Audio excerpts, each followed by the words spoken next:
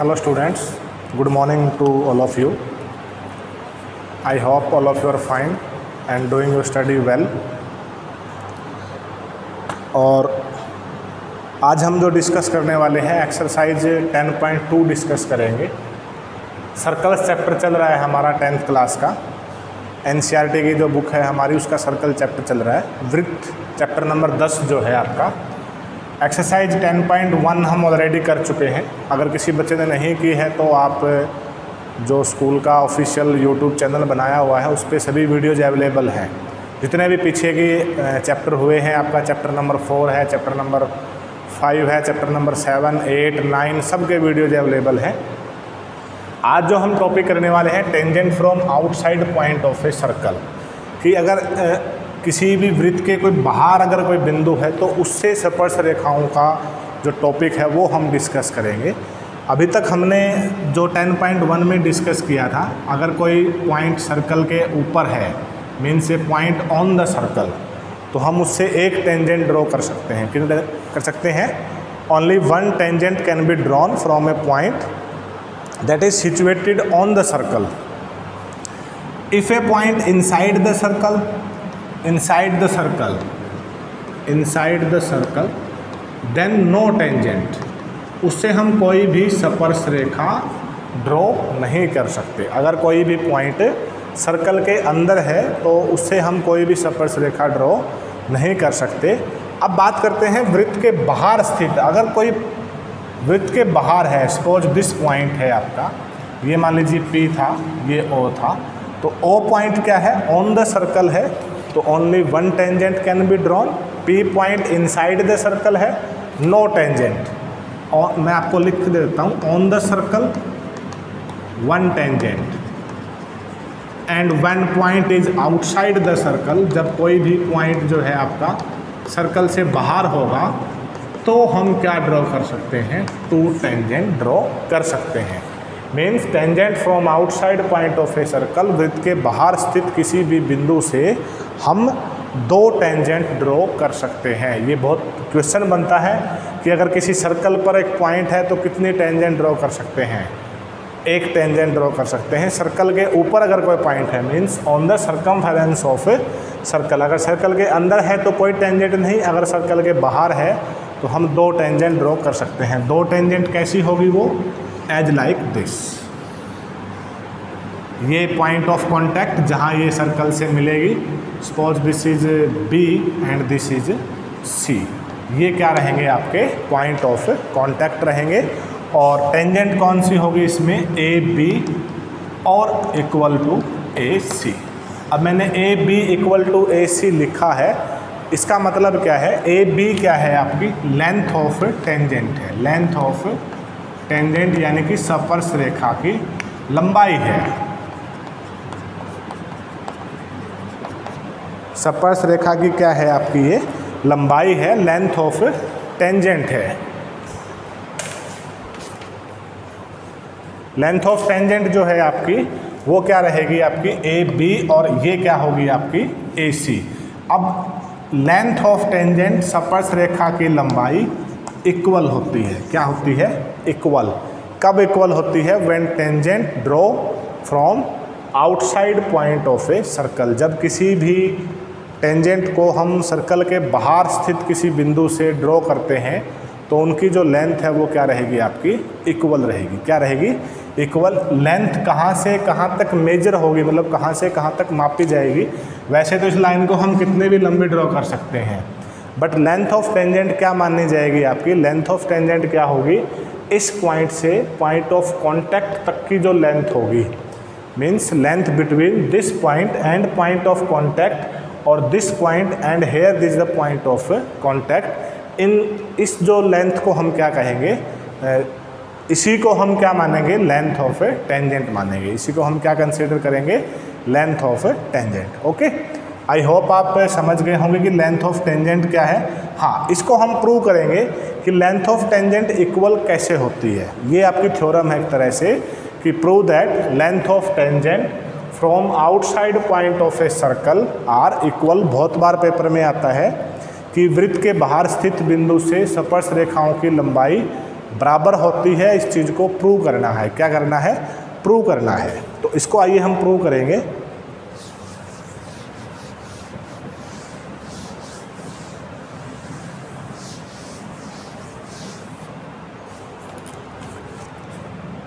To prove क्या सिद्ध करना है हमें?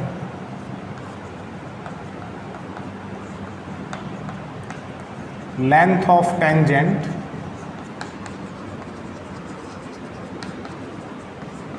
फ्रॉम आउटसाइड पॉइंट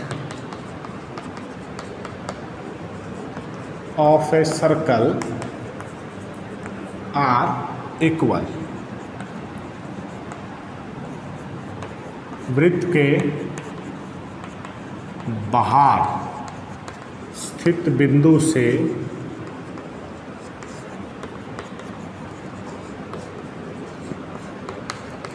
खींची गई स्पर्श रेखाओं की लंबाई बराबर होती है। ये चीज़ हमें क्या करनी है? प्रूव करनी है। बहुत ही इंपॉर्टेंट थ्योरम है प्रूव करने के लिए। काफ़ी बार आपके बोर्ड एग्जाम में से भी आती है कि length of tangent from outside point of a circle are equal, कि वो क्या होती है? बराबर होती है। प्रूव कीजिए। और इस पूरी थ्योरम का हमारी जो एक्सरसाइज है 10.2 उसके क्वेश्चंस करने में भी हमारा पूरा का पूरा इसका हेल्प रहेगी पूरी की पूरी। तो चलिए सॉल्व करते हैं। सपोज एक सर्कल हमने लिया, this is point means this is centre of circle, वृत्त का जो केंद्र है, और इसकी दो स्पर्श रेखाएं हैं इस तरह से। मान लीजिए ये B, this is C, this is A। तो हमें क्या प्रूव करना है कि AC और AB क्या है? इक्वल है। AC और AB इक्वल है, ये चीज़ हमें प्रूव करनी है। तो सॉल्यूशन देखिए क्या रहेगा आपका इसका। आप इनको ज्वाइन करवाइए। ये एंगल आप जानते हैं 90 होगा, और इसको आप ज्वाइन कर लीजिए। तो अब यहाँ पे दो ट्रायंगल हैं, दो त्रिभुज बनती है ACO and triangle ABO। Triangle ACO और ट्रायंगल ABO, इन दोनों ट्रायंगल में देखिए जो आपने 9th क्लास में पढ़े थे, क्या पढ़े थे? 9th क्लास में जो आपने कॉन्ग्रुएंट ट्रायंगल्स के रूल पढ़े थे, उससे हम इसको सोल्व करने की कोशिश करेंगे। तो सबसे पहले AO दोनों ही ट्रायंगल के अंदर है, कॉमन है। ये क्या है? ये कॉमन है, जिसको हम हिंदी में क्या लिखते हैं? उभयनिष्ठ लिखते हैं। दूसरी जो चीज़ है OB equal to OC। OB equal to OC क्यों है? ये क्या है? दोनों के दोनों रेडियस है। अब ये भी रेडियस है और ये भी क्या है? आपका रेडियस है, तो ये क्या होगा? इक्वल होगा। तीसरा क्या है आपका? तीसरे की वैसे ज़रूरत नहीं है हमें लिखने की, फिर भी मैं लिख देता हूँ कि angle C equal to angle B, both 90 degree. अब रूल कौन सा होगा? देखो, राइट एंगल ट्रायंगल के लिए एक रूल आता था, RHS रूल। अगर आपको रिमाइंड हो कि RHS रूल से by RHS rule, RHS rule क्या कहता है? किसी भी राइट एंगल ट्रायंगल के अंदर ये दोनों ट्रायंगल का हाइपोटेन्यूज है AO, कर्ण है। अगर हाइपोटेन्यूज और एक साइड, कोई भी एक साइड अगर इक्वल है तो वो ट्रायंगल क्या होती है? कॉन्ग्रुएंट होती है। वो ट्रायंगल किस रूल से कॉन्ग्रुएंट होती है? RHS रूल से। ओके, तो by RHS triangle ACO congruent triangle ABO। ACO और ABO क्या हो जाएगी? आपकी कॉन्ग्रुएंट ट्रायंगल्स हो जाएगी। अगर कॉन्ग्रुएंट है तो AC और AB क्या होंगे? आपके इक्वल होंगे। किससे इक्वल होंगे? CP/CT congruent parts of corresponding parts of congruent triangles, यानी कि सर्वांगसम त्रिभुजों के संगत भाग जिसको हम कहते हैं। आई होप आप इसको अच्छी तरह से समझ गए होंगे। ये बहुत इंपॉर्टेंट है प्रूव करने के लिए, कि प्रूव करना है कि length of tangent from outside point of a circle are equal, कि ये दोनों इक्वल होते हैं। ओके, एक बार फिर से रिपीट कर देता हूँ। आप सबसे पहले सर्कल ड्रॉ करेंगे, आपको एक पॉइंट लेना है, यहाँ से दो टेंजेंट AC और AB, और AC और AB इक्वल प्रूव करने हैं, यानी कि टेंजेंट फ्रॉम आउटसाइड जो पॉइंट है वो क्या करने हैं, आपको इक्वल प्रूव करने हैं। तो दो ट्रायंगल बनेंगे, join A to O and O to C and O to B। सबसे पहले AO equal to AO, because AO both triangles के अंदर है तो ये कॉमन होगा। उसके बाद OC is equal to OB, ये दोनों के दोनों क्या है, त्रिज्याएँ हैं, रेडियस है, किसी भी सर्कल की रेडियस क्या होती है आपकी, इक्वल होती है। ये 90 डिग्री है। अब ये 90 डिग्री क्यों है, ये हम 10.1 में पढ़ चुके हैं कि पॉइंट ऑफ कांटेक्ट और जो रेडियस है वो आपस में क्या होते हैं, perpendicular to each other, means tangent and radius are perpendicular to each other on point of contact. Point of contact के ऊपर 90 का एंगल बनता है, तो ये राइट एंगल ट्रायंगल बनती है, ये भी राइट एंगल ट्रायंगल है, ये हाइपोटेन्यूज इक्वल हुआ और ये इनका क्या हुआ, एक साइड इक्वल हुई, तो बाय RHS रूल ये क्या हो जाएंगे, इक्वल। तो AC is equal to AB आप क्या लिख देंगे, CP CT। Okay, I hope कि आप इसको अच्छे तरीके से समझ गए होंगे। अब हम इसके सॉल्व करेंगे क्वेश्चन 1 to 3 ऑलरेडी हम आपको होमवर्क में दे चुके हैं और काफ़ी सारे स्टूडेंट्स ने वो क्वेश्चन सॉल्व भी कर दिए हैं। तो हम क्वेश्चन नंबर 4 और 6 सॉल्व करेंगे आज के वीडियो में, सिर्फ 4 और 6। क्वेश्चन नंबर 4 आपका क्या है, देखिए क्वेश्चन नंबर 4 है, prove that the tangent drawn at end of a diameter of a circle are parallel, कि व्यास के अंतिम सिरों पर खींची गई स्पर्श रेखाएं क्या होती है, पैरेलल होती है। ये आपको प्रूव करना है, समानांतर होती है। तो मैं सीधा क्वेश्चन ना लिख के आपको सॉल्यूशन करवाते हैं। ये आपका सर्कल हुआ, ये डायमीटर है, सपोज यहाँ पॉइंट A है, यहाँ पॉइंट O है, यहाँ B है। तो क्या प्रूव करना है कि एक टेंजेंट आपका ये है और एक टेंजेंट आपका ये है। गिवन चीज़ें क्या है, आपको क्या दिया गया है कि AB क्या है, डायमीटर है, AB क्या है, डायमीटर है, और इनका कोई भी नाम रख दीजिए, PQ और RS, PQ and RS are tangents. ये क्या है, आपकी स्पर्श रेखाएं हैं। और प्रूव क्या करना है आपको कि जो डायमीटर के जो एंड के सिरों से जो स्पर्श रेखाएं खींची जाएगी, जो टेंजेंट ड्रॉ होगी, वो आपस में क्या होगी, पैरेलल होगी, means PQ parallel to RS। बहुत सिंपल सा सॉल्यूशन है। देखिए क्या है, एंगल PAO कितने डिग्री का होगा, 90 डिग्री का होगा। क्यों होगा, tangent is perpendicular on radius. किसी भी वृत्त की त्रिज्या पे जो टेंजेंट होती है, जो स्पर्श रेखा होती है, वो हमेशा क्या होती है, आपकी परपेंडिकुलर होती है, 90 डिग्री का एंगल बनाती है। इसी तरह से ये वाला जो एंगल होगा